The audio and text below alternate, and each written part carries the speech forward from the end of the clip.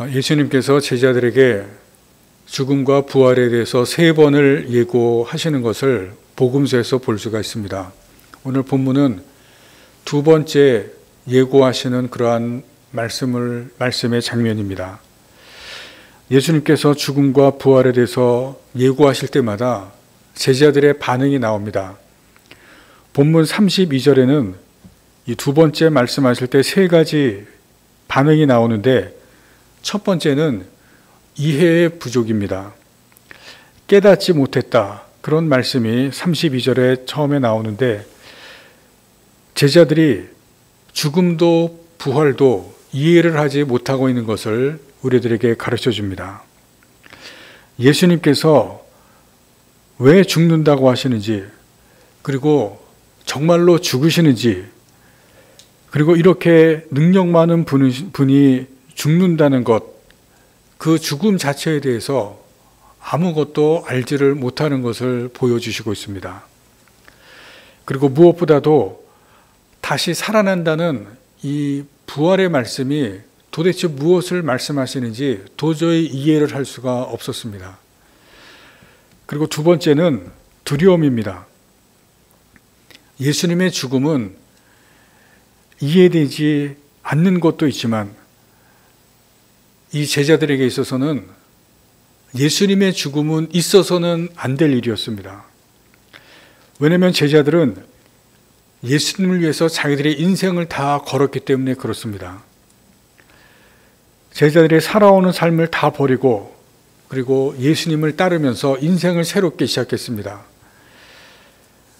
40-50년 전만 해도 이 직장이라고 하는 것은, 직업이라고 하는 것은 대부분의 사람들에게는 평생 직업이었습니다. 중간에 직업을 바꾸는 사람들이 간혹 있기는 했지만, 거의 대부분의 사람들은 한번 직장을 잡으면 평생 가는 것이었습니다. 이 당시만 해도, 이 옛날에는 더 했습니다. 거의 대부분이 평생 직업을 가지고 사는 사람들입니다. 그런데 제자들이 예수님을 만나고 나서 자기들의 살고 있었던, 또 가지고 있었던 직업을 다 던졌습니다.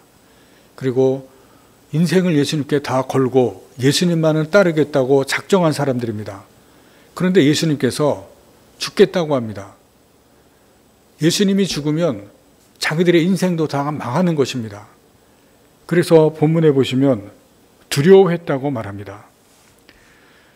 예수님을 바라보고 다 쫓아왔는데, 그 예수님, 그 스승, 그 죽음을 맞이하는 그 자체가 자기들의 인생이 모든 것이 다 망하는 것입니다.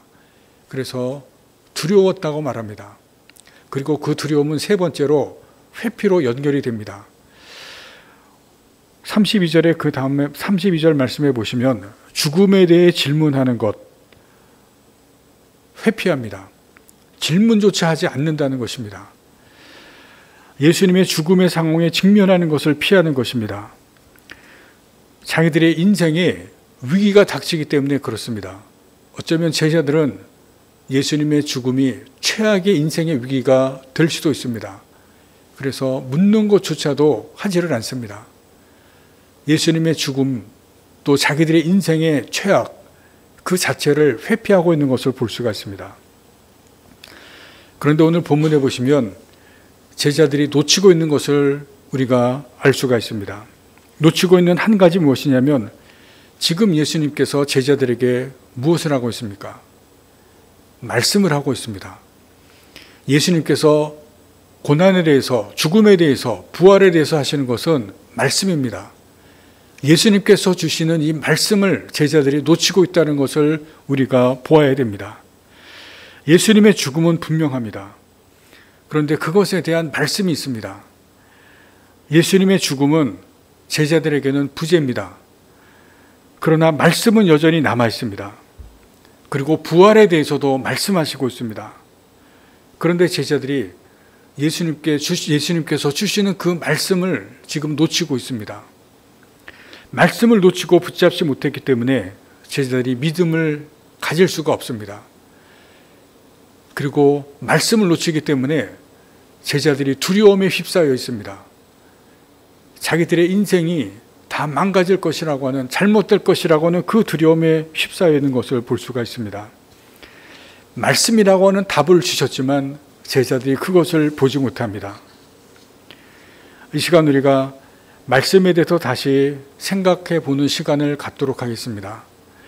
한 해를 시작하면서 말씀을 생각하시면서 우리가 다시 말씀의 자리로 돌아가는 그러한 우리의 한 해가 되기를 바랍니다. 첫 번째 말씀에는 주님의 계획이 있습니다. 여러분 살아오시면서 가장 큰 위기가 언제였다고 생각하십니까? 여러분 인생을 한번 돌아보시면서 최악의 시기, 내 최악의 시간 언제였습니까? 여러분에게 그러한 때가 있었을 것입니다. 앞으로 어떤 일이 일어날지는 모르겠지만 지금까지 살아오면서 내 인생의 가장 위기의 순간, 최악의 순간 아마 다 있으실 텐데 여러분이 그때를 잘 넘기시고 그때를 잘 극복하시고 지금 이 시간까지 오셨습니다. 그런데 여러분이 그때 그 최악의 순간에, 최악의 인생의 위기의 순간에 이런 생각을 해보신 적이 있으십니까? 그 일에는 어떤 이유가 있을 것이다. 여러분 그런 생각을 해본 적이 있으십니까? 지금부터 한 12년, 13년 전에 20대 후반의 청년이 있었습니다. 그에게는 책임져야 할 가족이 있었고 그리고 빚도 있었습니다. 당시 무조건 나가야 할 돈만 한 달에 250만 원이었다고 합니다. 은행에서 진 빚, 여러 카드로 인해서 진 빚들이 있었고 그리고 가족 생활비, 무조건 한 달에 나가는 돈이 250만 원이었습니다. 원금은 아예 갚지도 못했습니다. 프랜차이즈 회사 영업사원이 되었고 그리고 새벽부터 자정을 넘는 시간까지 일을 했습니다. 고등학교 때부터 일하기 시작했고 지금까지 자기가 나름대로 최선을 다해서 열심히 살았다고 생각했지만 하는 일마다 꼬이고 막히고 안 됐습니다. 그래서 이렇게까지 지금 이 상황까지 여기까지 왔습니다. 그러다가 영업사원으로 열심히 일을 했고 그리고 좋은 일이 일어났습니다. 순댓국집 프랜차이즈 영업사원이었는데 한 건을 계약하면 300만 원을 받기로 되어 있었다고 합니다. 그런데 정말 피눈물 나게 열심히 일을 해가지고 한 달에 무려 4건을 계약을 했습니다. 한 달에 1,200만 원을 벌게 된 것입니다. 그리고 1,200만 원을 손에 쥐게 되었습니다. 꿈만 같은 일이 벌어졌고 이제 나에게도 정말 탄탄대로가 열리는 그런 일이 내가 이제 시작이 되는구나 그런 생각을 했습니다. 그런데 며칠 있다가 이런 뉴스가 올라왔습니다. 구제역 발발. 구제역이라는 그런 뉴스가 계속해서 여기저기 터지기 시작했습니다. 시장에서 미친 듯이 돼지값이 폭등하기 시작하고 순댓국에 들어가는 돼지 머리, 내장 이것을 공급하고 그리고 다른 것들을 공급하는 이 도매상들이 모든 물품들을 하나같이 다 공급하는 것을 끊었습니다. 6,000원 하던 이 순댓국이 9,000원까지 올라가기 시작하는 상황이 벌어지기 시작했습니다.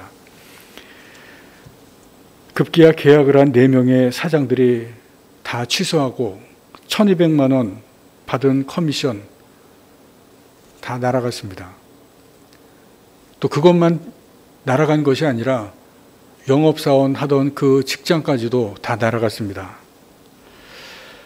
그 뒤로도 수년 동안 최악의 상황은 전혀 나아지지 않았고 딱 밥 먹을 만큼만 살았다고 합니다. 굶지 않을 정도, 밥만 먹을 정도 그렇게 살게 되었다고 합니다. 그때 이런 생각을 했다고 합니다. 무언가 이유가 있을 것이다. 내가 이렇게 미치도록 어렵고 이렇게 일이 안 풀리는 것은 뭔가 이유가 있을 것이다. 마치 어떤 미션, 어떤 사명이 있는 것 같이 생각이 됐다고 합니다. 그래서 눈 앞에 있는 문제들, 내가 지금 당장 내 앞에 있는 그 어려움들, 그것만 딱 해결하자. 그렇게 살고 그 어려움들을 해결하는 데만 집중했다고 합니다. 여러분, 우리가 말씀 앞에서 생각해야 될 것이 있습니다. 우리에게 주신 말씀들에는 이유가 있습니다. 내가 읽은 말씀, 내가 듣는 말씀 중에 감동이 오는 말씀이 있다 그러면 거기에는 이유가 있습니다. 왜냐하면 하나님이 하시는 말씀에는 이유가 있기 때문에 그렇습니다. 성경을 보시면 하나님은 계획하시는 분입니다. 하나님께는 계획이 있고 뜻이 있습니다. 그것을 사람들에게 말씀합니다. 여러분, 성경을 읽을 때 자세히 보시고 주목해서 보시기 바랍니다. 하나님께서 누군가에게 말씀하실 때 거기에는 하나님의 계획이 있고 하나님의 뜻이 있습니다. 하나님께서 그것을 말씀합니다. 예수님의 말씀에도 이유가 있고 예수님의 말씀에도 뜻이 있습니다. 거기에는 계획이 있습니다. 오늘 본문을 다시 봅니다. 예수님께서 죽음에 대해서 말씀합니다. 내가 사람들에게 넘겨져서 죽음을 당할 것이다. 왜 예수님께서 죽음을 말씀하십니까? 제자리의 인생을 마치기 위해서 죽음을 말씀하십니까? 너희가 나를 따라왔는데 내가 죽는다. 너 이제 다 끝이다. 이것이 예수님의 뜻이겠습니까? 예수님의 죽음은 온 인류의 죄를 다 담당하는 것입니다. 우리의 죄를 담당하시는 것입니다. 구원의 길입니다. 부활도 말씀하십니다. 부활은 생명을 주시는 길입니다. 죽었다가 다시 살아나는 것은 생명을 주시는 것이고 새 삶을 주시는 것입니다. 우리가 여기서 볼 것이 있습니다. 예수님께서 죽음과 부활을 함께 말씀하셨다는 것입니다. 그것은 우리에게 아주 중요한 것을 여기서 보여주십니다. 하나님 말씀이다. 또 주님께서 말씀하신 것은 충동적인 말씀이 하시는 것이 아닙니다.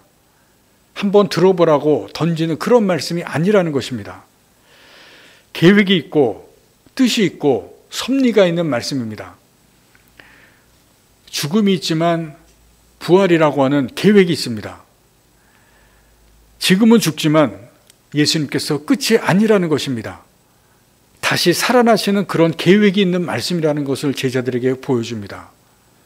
여러분, 오늘 본문은 짧은 말씀이지만 예수님께서 31절 말씀에 죽음을 분명히 말씀합니다. 그러나 3일 만에 부활하리라. 이것은 이미 예수님이 안에 계획이 있고 하나님 안에 계획이 있는 말씀이라는 것을 보여주십니다. 성경에 하나님의 말씀은, 주님의 말씀은 계획이 있다는 것을 우리들에게 분명히 가르쳐 줍니다. 모든 하나님의 말씀은, 모든 예수님의 말씀은 뜻이 있고 계획이 있는 말씀이라는 것을 우리들에게 가르쳐 줍니다. 그것을 제자들에게 말씀합니다. 흔히 말하는 하나님의 빅픽처, 주님의 큰 그림, 그것이 있다는 것을 우리들에게 분명히 가르쳐 줍니다. 왜 우리가 말씀을 듣고 왜 우리가 성경을 읽어야 되는지 그것을 우리에게 분명히 가르쳐 줍니다. 말씀하시는 이유가 있기 때문에 그렇습니다.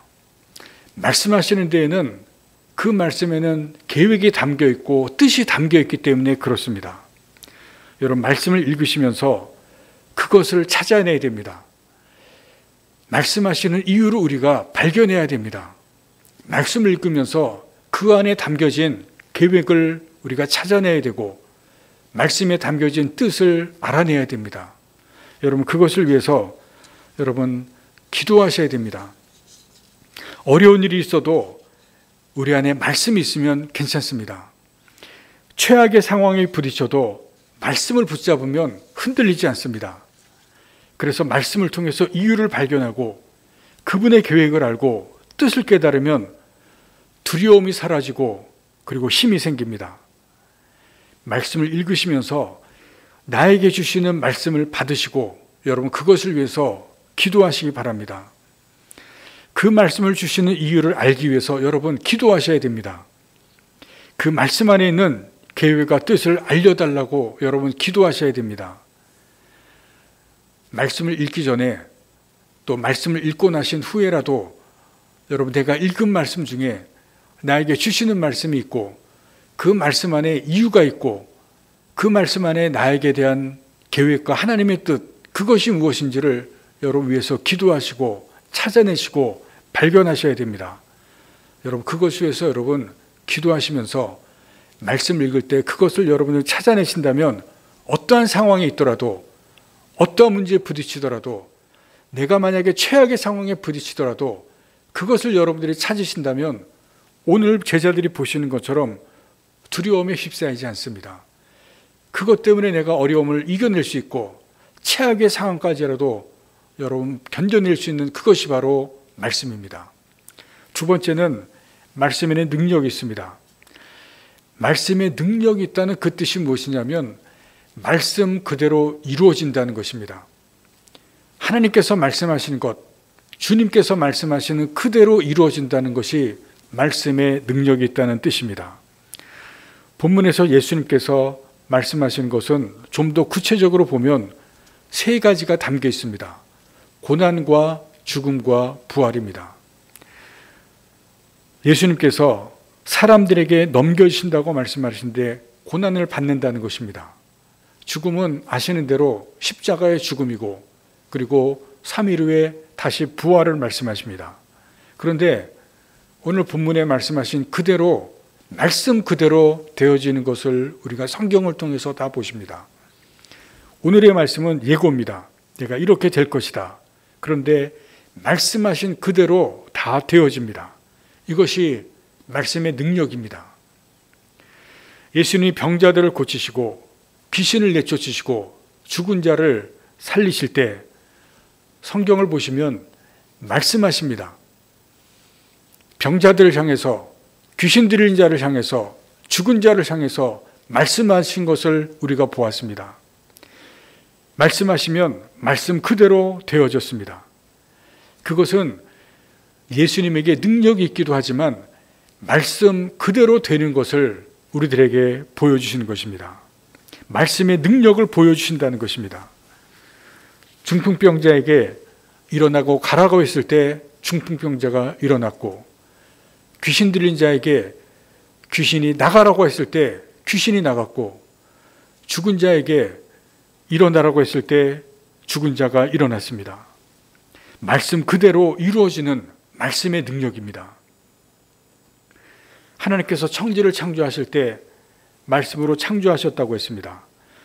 여러분 창세기 1장을 여러분 자세하게 다시 한번 보시기 바랍니다. 하나님께서 말씀하시는데 빛이 있으라. 물 가운데 궁창이 있어 물과 물로 나뉘라.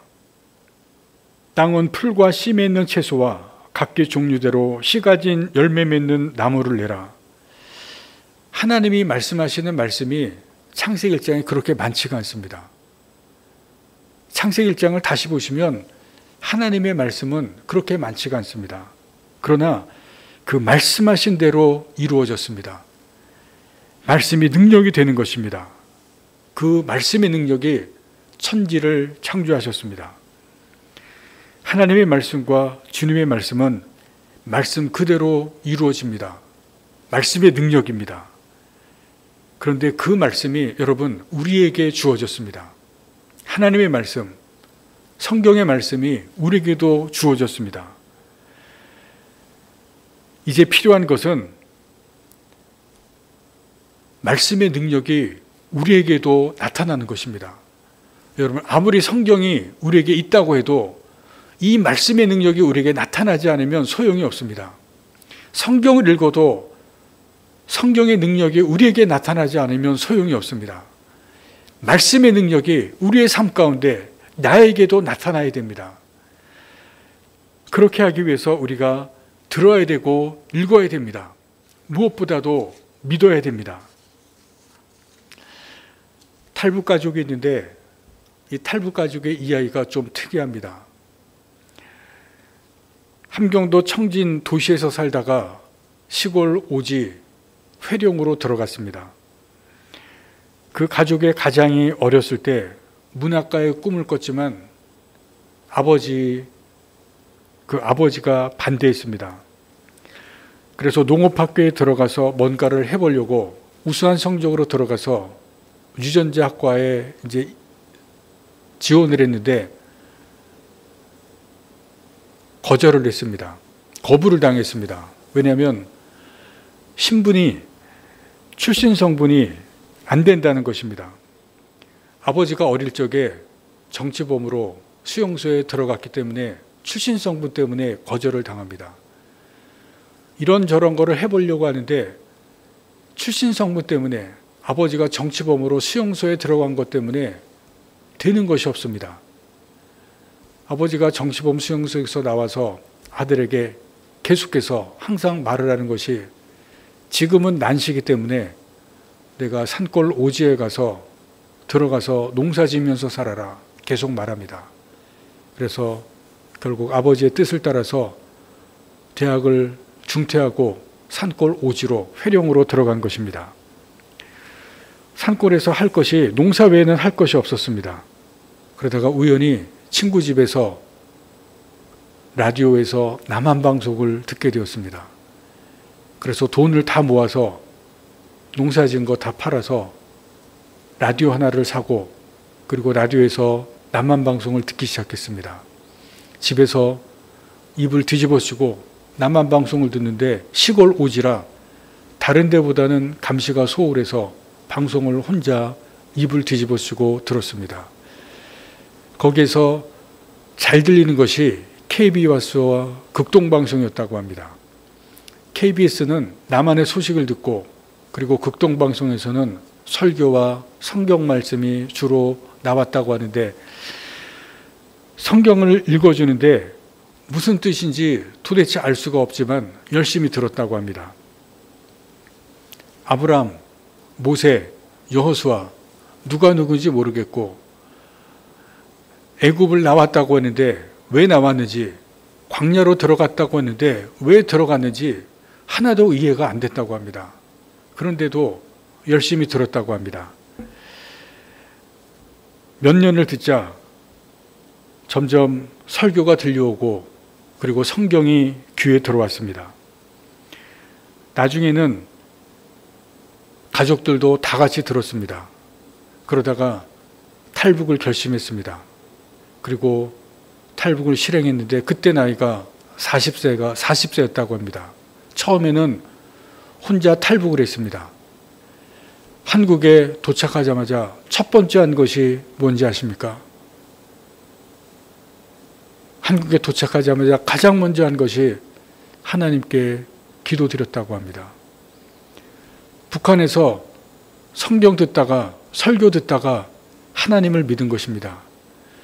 우리 가족들 남한에 다 오게 해주십시오. 기도한 것입니다. 그리고 아내와 두 자녀가 그 다음에 탈북을 했습니다. 그리고 극동방송에서 북한을 향해서 성경을 들려주고 그리고 복음을 전했습니다. 그것을 북한에서 들은 사람이 있습니다. 누구냐면 큰딸입니다. 아직 탈북하지 못한 큰딸이 북한에서 아버지가 방송하는 성경 말씀을 들려주는 그것을 들었습니다. 그리고 3년 후에 큰딸도 탈북을 해서 같이 만났습니다. 말씀에는 능력이 있습니다. 듣기만 해도 사람들의 마음을 움직이고 살아서 역사합니다. 로마서 10장 17절입니다. 그러므로 믿음은 들음에서 나며 들음은 그리스도의 말씀으로 말미암았느니라. 믿음은 들음에서 난다고 했습니다. 그래서 말씀을 듣고 성경을 읽는 것이 중요합니다. 듣고 읽는 중에 말씀이 마음에 들어오고 또 마음에 새겨집니다. 여러분, 그런데 듣고 읽을 때에 간절한 마음이 필요합니다. 간절하게 말씀을 읽고 간절하게 마음을 듣는 것이 중요합니다. 북한에서 이 아버지가 들을 때 여러분 간절한 마음이 있었습니다. 이 극동방송 들려오는 시간이 새벽이었다고 합니다. 극동방송을 틀어주는 시간이 북한의 새벽 시간이었기 때문에 그렇습니다. 북한에서 하루 종일 일하고 피곤한데 말씀을 듣기 위해서 새벽에 일어나서 이불 뒤집어 쓰고 숨어서 라디오를 듣는 그 간절함이 있었습니다. 우리가 신앙생활하기에는 지금 남한에서 너무 편합니다.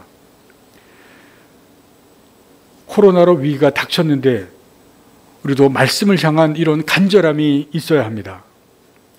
말씀을 대할 때 나를 향한 말씀으로 간절함으로 들으시고 읽으시기 바랍니다. 그리고 무엇보다도 믿음이 있어야 합니다. 믿음으로 말씀을 받아야 됩니다. 예수님께서 사람들에게 믿음을 요구하시는 것을 우리가 계속해서 성경에서 보았습니다. 말씀이 말씀대로 이루어지기 위해서, 말씀이 능력이 되기 위해서 요구하는 것이 바로 믿음입니다. 여러분, 말씀을 읽을 때, 말씀을 들을 때 여러분 믿음을 요구하시는데 그 믿음이 우리에게 있어서 믿음으로 말씀을 읽고 믿음으로 들으시기를 바랍니다. 새해가 시작되는 이때에 다시 말씀으로 돌아가서 간절함으로 말씀을 사모하면서 읽고 들으시기 바랍니다. 내게 주시는 하나님의 말씀이 무엇인지 찾으시기 바랍니다. 말씀하시는 이유 분명히 있고 하나님의 계획과 뜻이 있는데 그것을 우리가 발견하실 수 있기를 바랍니다. 그 어떤 상황에서도 어떤 문제도 이겨낼 수 있을 뿐만이 아니라 내게 주시는 사명, 내게 주시는 그 뜻과 하나님의 계획이 분명히 우리에게 있는데 여러분 그것을 이루는 삶을 우리가 살 수가 있습니다. 여러분 말씀의 자리로 다시 돌아가는 이해나가 되기를 간절히 바랍니다. 기도하시겠습니다.